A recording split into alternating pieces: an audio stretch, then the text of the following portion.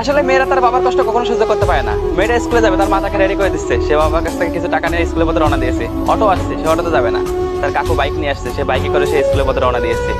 আর এদিকে তার বাবা দেখেন কষ্ট করে পরিশ্রম করে বস্তা কাঁধে করে টানছে।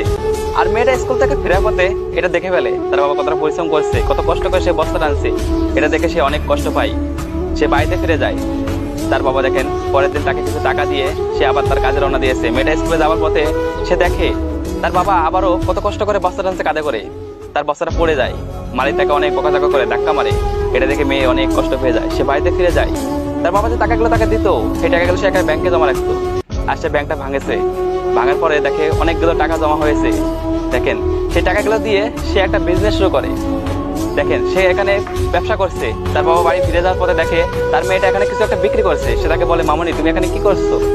সে তার বাবার হাতে কিছু টাকা দিয়ে বলে, বাবা তোমার আর কষ্ট করা লাগবে না, আজ থেকে আমরা এই ব্যবসাটাই দেখবো। আসলে মেয়েরা তার বাবাকে অনেক ভালোবাসে।